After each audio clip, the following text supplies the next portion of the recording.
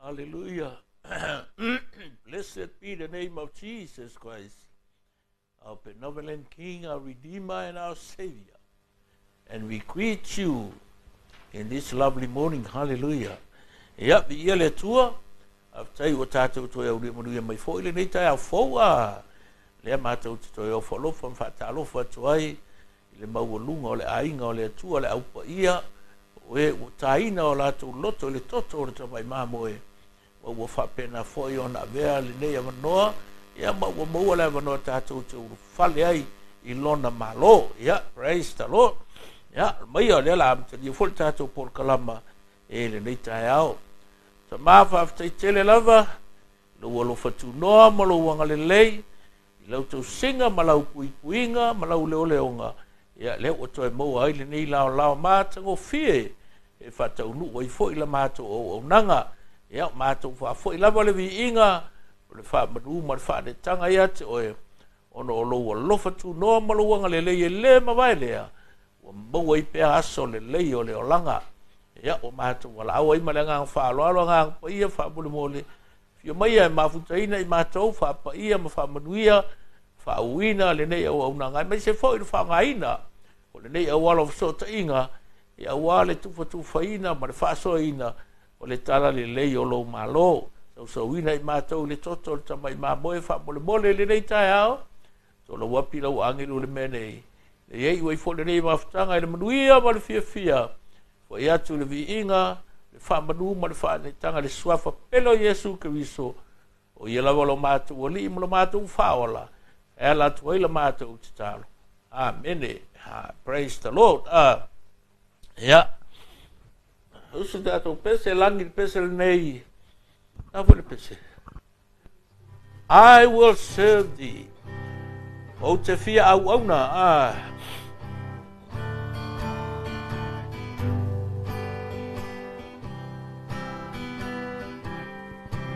I will serve thee because I love thee. You have given life to me. I was nothing before you found me. You have given life to me. Heart is broken pieces, ruined lives, and why you died on Calvary. Your touch was what I longed for. You have given life to me. O te fia au auna, o te fia au auna, ia o li e whaia e ola tanga mo au sa o leiloa le nei ua maua ua e whaia e ola tanga mo au loto mawhatia o laleanga na e maliua ka levaria loupa i mai lo wali e whaia e ola tanga mo au loto mafatia ua e whaia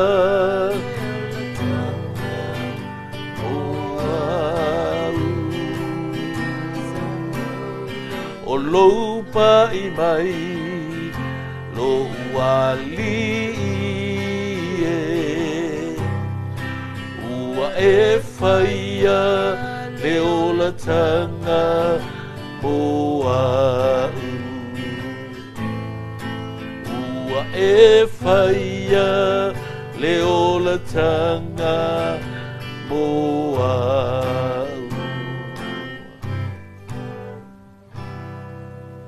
Hallelujah.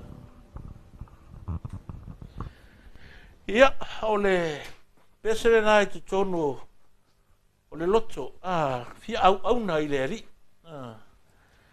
E kusapo le ale kele o mea ua e au inga, ma ua e iloa, ma louta mao a inga. Ai ale ise passion i lo loto e te ngalua e mo le alii, ma e alu serve le alii, e le ma whaionga whakingo inga ma au mai e whafo ngā mea le lei wa ea o ina. I will serve thee because I love thee, Jesus. Amen. O le tau tinonga lea e tātou te whaia yaso uma o whea lava le tū o le lalolangi o lo e alalai o le a fo i le matata ua wha mea lofa ina ai o e lea tua a ia tupu la le anganga le ia toe o le ola fia au na. Awa awa pele ia ki oele ola fia ua. Ia ringa e pe ala o er kaupoe. Har kusia lima oso rinkia. Si lima oso rinkia. Al manga ia fon menga le. Maka ia oe. Ngā luenga palapala, ngā luenga ki ngam, ngā luenga mau. Se e la ngonga. Ia na whaingo fia fole le au tautua. Ia mai o lo usoso ne. O na alu le ako le au au nanga. Amen. Ia le li. Nei tai au ia whaau au pēr tātou maftanga. E fia whaasoa ia te oe le tala le ala apostolo le kālesi Philippi. Nona mta au pēlu, ar whai pos fun martonu. Mai le mau ala apostolo le kālesi Philippi. It is God who works in you to will and to act according to his good purpose. A wā o le tua, o ia le ngā lue to tonu ia te outou, i lona fina ngalo alofa, ina ia outou loto ma ngalo lue ai. Oe vai e me kako e malo lo le atua. Le ia le malo lo ni le atua. O le maua ia whaisalamo, o le leo isala elu e le tu le moe pe moe. Ia le alfo o tātou moni mauinga. E le ngaka ia isala elu. Ai whapea i le pangonga ma a lapi i ka ngaka uri, ka ngaka papae. E o mai lava i tangata Pasifika makako. O le leo Israelu mo oe mau mo so se tangata. Ua avea Yesu maali i ma whaola i lona olanga. E nate amana ia, e nate mana tua le vea, le o tautala i le apostol. Fe mei awa o le tua o ia le ngalua i totonu ia te outou. I lona fina ngalo alofa, ina i outou loto ma ngalo lue ai. O le ngalue mai o le tua ia te oe. E ka kaufo inga e ngalue ai. A le whape e oso mai le la. Hara waku le moe kau. Excuse me. Lona winga. A oso mai lole. A oso mai lole la. Ia wakau langa ngofo lunga. Kango aku le. Ilo ia whainga luenga. Kango aku le pea ako. Mare amo. Ku ia i kongu malauanga ese po le sapelu. Ie la alo i ukar ko ngā vau. E a whea. Whairo ko ngā wha. Ia po le kaha le alam. Fua ngalo le whaare wa vea. Po le liman wa vea. Ngai ngofo lo le inunga e ke alu e alu. E catch le train po le pasi. E ke alu i whainga luenga. Pe malu lu pea. Pe vevela. Alu pea. Ai se ale mea linga. Kako pea. Langa e le ngata o le tali. Ei le mana onga o tata wainga.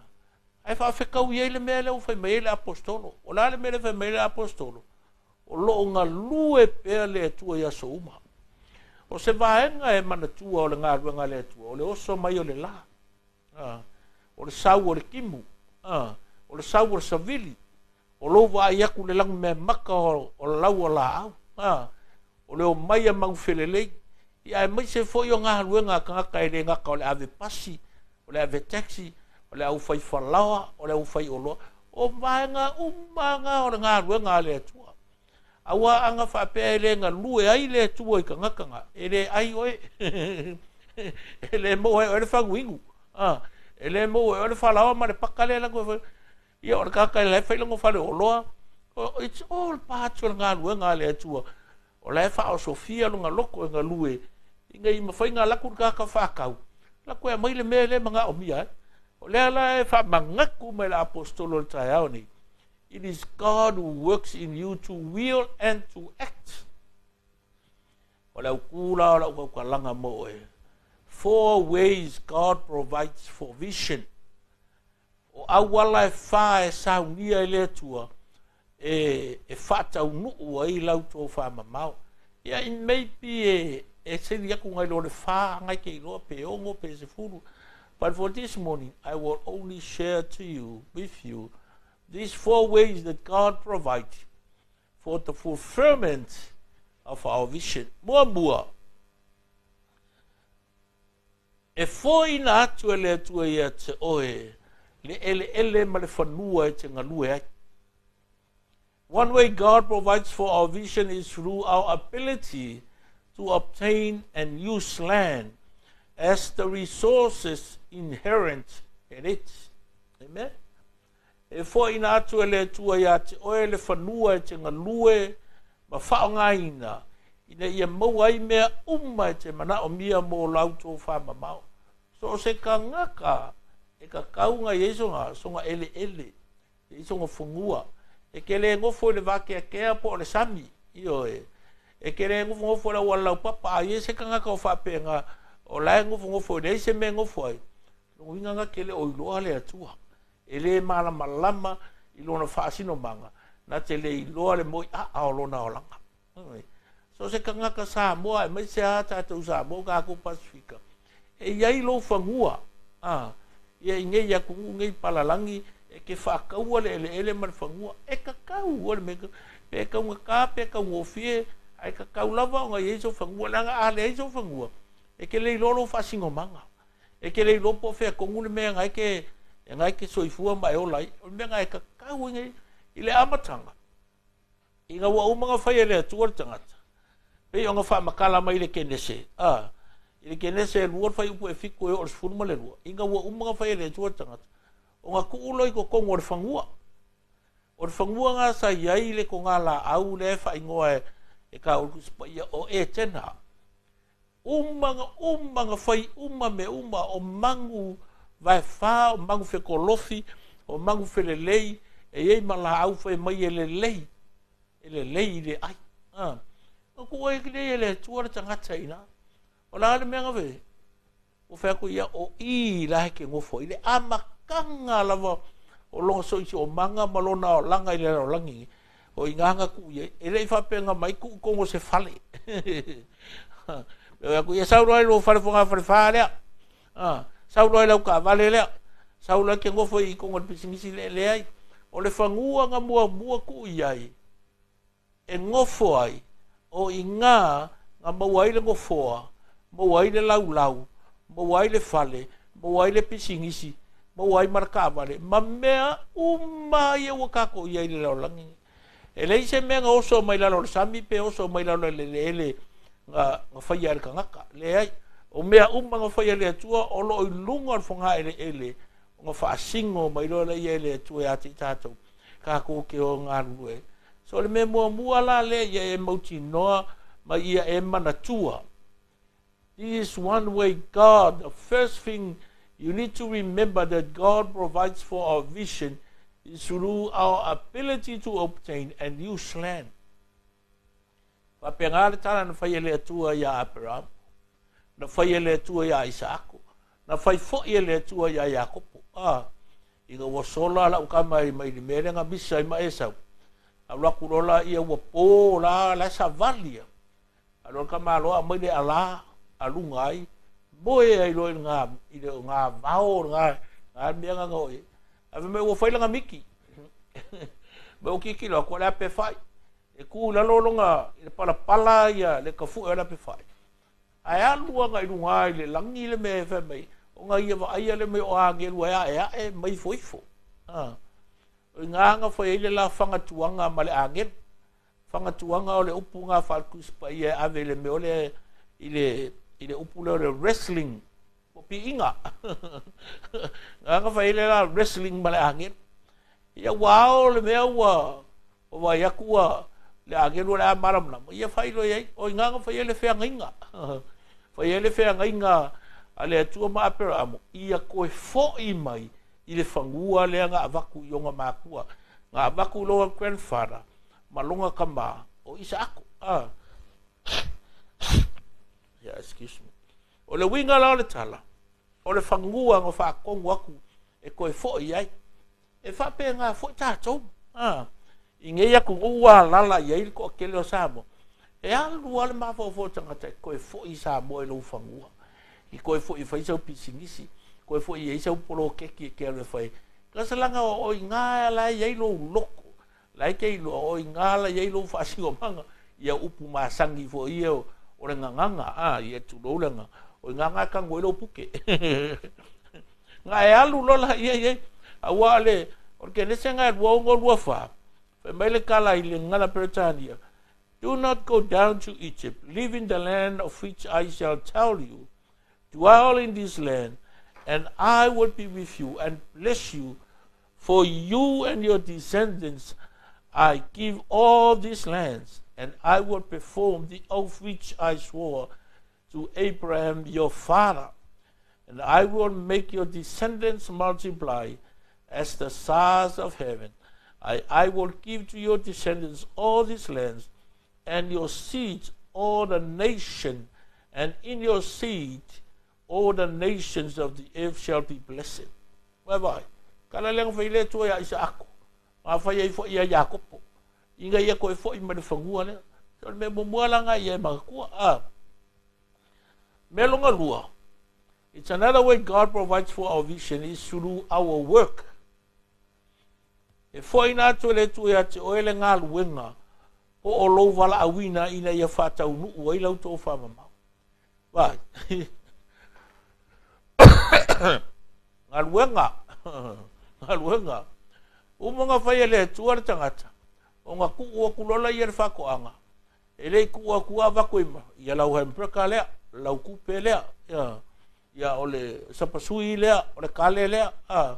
O le whalai moa lea. Le ai. Nga kua ku kongunga, e le ai ma se mea whapenga aru le kua kuka mai. O laua umunga yei la au uma o le vau. E ke alu e nga lue inga. O lau ngā luenga. O lau calling, it's different from your job. O lau wala au inga ese mai lau ngā luenga vore ke whai. E iai le me ke nga lue inga ia whataunu winai le tō whama mao na avatu e le tue e tue. Ese alo usu kai ao e alu su e mai kupe su e ai ei le mea ngai ko kongo lo loko. There is something within your heart e ka kaunga e discoveringa in order to fulfill your vision from God. Amen? A define la le mele ka o le work. If I define work, it is the passion that is generated by a purpose. Amen? Vai mai kala le apostolo i le kala se Phillip. Wa le tua o ia le nga lui to tonu ia te to i lona fina ngalo alofa. Ina ia o to loto mangalu lue ai. E nga lue mai le tua i to tonu o lo loto. Nga e kule nga kia luki nga lue. Awa i ke mo le melo le afa pela o escription. E ke mo le melo e Christian pa ye. Christian whakatikari ai ka mawhore. Kai le waloa. Karakari ka oko anga se amalo. Alma kwa au ngaka. Al fi ai palolo alu ku ilungol sambi whakatikari ka ye whango. Ye pe awhainga i zau kupe. Awa ke mo le melo le ola aisi. Le ola pamu. E ka kaunga e nga lue. Walo whao le principle inga wasau a fia maile atua koe whaku langar kangaka inga wapau. Ele afu. E kere ai. E ai au me ai uma maile afu oro umau. O rad me leve me. Nga lue. O lau nga lue. Awa ke ngofo ngofo. peke New Zealand, peke Samoa, peke Amerika, peke Australia po fela nga lue. E le fa pela e o iska ka nga lue. Ai alu nga le moe maka TV. Whakarikari le aso e sa wetpeng fiki.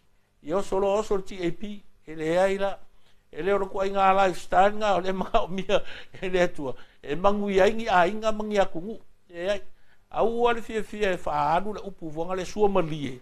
Ai, au nga kaha nga lue. Au nga kaha nga lue. Me lona lua nana au mai e le atua e le tangata. Au mai le whangua o le ele. Au mai maranga ruenga. Au mai maranga ruenga. So se kangaka soifua le la lolangi ngi. E leis kangaka nga au mai le atua le la lolangi ngi. Nga o le moe ama ai. Ne ai. Kangaka nga mai le la lolangi ngi. E kukusa o lako kaimi. E kukusa ia lako fofonga. Lua lima, lua vae. Lua maka, lua karinga. Lusu fai ku la le aso. Fiku aso le vai aso. Se fulu ma le lua maasinga al kausanga. Kukusa ka kau kanga pai ka kauli ka enga. Ai le se meo le afa penga file buai loko iskaka masa o loko imanguia o le ele. Le kifa solo o solo su e oki solo su e maleu solo. Na falongolongo ka mai de kio vonga le fia lava e fa sisilatu. Ma to te fa no fo e fa sisilatu le tu malo ai. Ia ponga i lunga malisi su la ngiu. Le ai ele fa pengar fengol so fuanga. Ele ngalue. Ai le ore ke le ore whangua ma le ele wa maua e oe. Ia e makua au ngā ka ua kolu. E foi nātu ele tu e te ele poto e te ngā lue ai ma fuafua ina mea uma mo le lumana i manuia o lau tua whama mao. God provides for our vision is by giving us wisdom to preserve and we serve for the future. Pakai ka inga la mea ka mau tō Josefa. Wai vai le aka mai al ka nga fufu ai mea. Ka ua kule miki o whalao o povi la po poa pe peki ma povi pa e fiku. Ta kule Josefa whamakala. Kusala ua uma whamakala le miki lea. Ua malia le loko o whalao. Ai ku umairo le, alala le strategy plan le ua whai. O Josefa whai le plan lea. O le plan na nga kamau ai ai ku pikoa. I le kaiminga onge i le ngai kua le raulang. Le nga mafu ai onga o, ia kopo malanga whangau. Le nga mafu ai onga koe mo le so kanga i o se whamonga uso. It's the plan. Whesa wele plan. Sau mai le poko. Ma kua foi le whakaoko le lusu whala i ele whai upu e koru. Ma i e whai e lea. E le poto le whale. The wisdom is build house. E whau ele poko le whale. E le whau usa muri a mai kupe o mai si mala o papa fao ma apa ai kusa o le meanga ma fuga mai o le poko le o le ma fo fao vai me waka o fale o ka kiki ala le manga ia sore vai ya ka vale ma ku fo ringa o lava foi uma mai le ma fo fao o kanga o ga ko ma o fai le o I ka fe ka manga ia e o I me ai le ngaka le mangong ia le manga ngai au le lei ke unga kanga o comes from here mai le poko o le poko nga ku ele tu e kanga ele o mafofo kanga wa peka ka ai au so nga poko ai le poko mai le tu o ku mafofo ka e fanga yo fa penga foi la oe ai ki ele poko le tu e a maka mai ai se a maka nga maulalo hambo beginning ala ka mo paulo e a maka mai ai le a maka nga maulalo se yo oi kupu fa penga mo le maulalo ri nga fa ele Kentucky fried chicken a pengale mo ma orka ka nga makanga le McDonald nga ka uma e o le mela le o I America Disneyland e mo li mau nga ka they started from a humble beginning but it is somehow o le malama ma le poko nga yo la ko mafofo fa penga fo la ka ko e ku inga ko le tu e o le poto God will give you the wisdom ai ke ilo ala o le memanga o le fa unga le nga pa it is the anointing of the Spirit of God that gives you the wisdom, knowledge, and understanding. Get along with the Holy Spirit.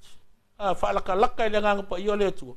O nga e lo ai le poto, le ata mai, le maamana marwhauta uta. Ma le melo no wha. God provides for our vision is by enabling us to help future generation with their dreams. E foi na tu le tua ia te oe le anganga le lei, e te fesosonia i le isi au ngā tupulanga mo le manuia o alato mo i mitinga mo se lumara. Makua oki aka ko pe afa pele whainga suso i le ngā kupulanga nge malisia ngā kupulanga. A whai o le waka ko fia i me le lei o ma whai ngā ko mo. E wha whela lau whanga, ma whanga ua lau whanga. Langa lefa i marikala le whata oto.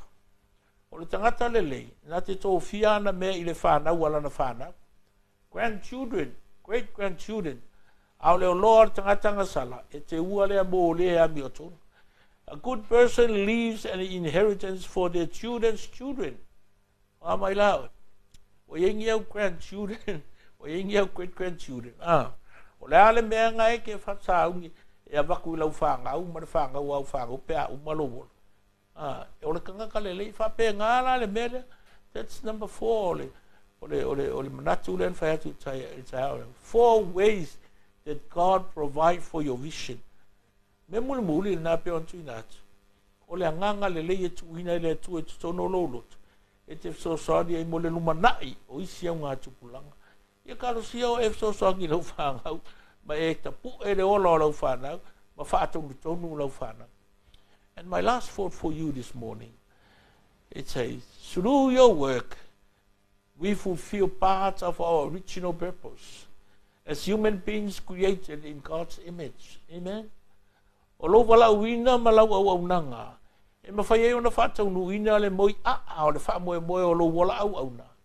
E pei ona fofoinai o e le atua I lona whatusa. Yeah, may the Lord bless your hearts. E wha manuia le atua I lo loto nei tae au. Tāru sia fo e so so atu nei tartalanga. E wha o Sofia I pea moe ngā ruanga. O le au nanga I so se vaenga I le malo I company mwha la potonga. E mai se le tau singa o lo ainga. Wha pea fo e male au nanga I tono le ekalesia. Wha taita mai le nei tae au. Wha taia ngā ngapa ia. Le te tala ina o lo fina ngalo ma lau tō wha. E wha soa mai ai mātou. Tala le leile o lo malo. I e whātupu la mātou whātuatua. E au na ia te o e fina au ma tau iwi mō mea lele. I le ia whātau nuina le moi mitinga le tō whama mau o I o mātou loto. O le vi inga o Iesu. Ai maise ni a nganga se tele ina ia manu malo ina molo malo. Ia whamanuia I lo nuu ma le upa ia le rei tae ao. Whamanuia fo ia o lo ngā nunue whapena I whanau ia onga. I lava singa uma o lo whitawhe a I ai le au nanga. Ia nga le lei whamole lau o whio iai mātou. Au na titofi o le tala le lei. Pea fui au na missionary tawhai whio le rolangi.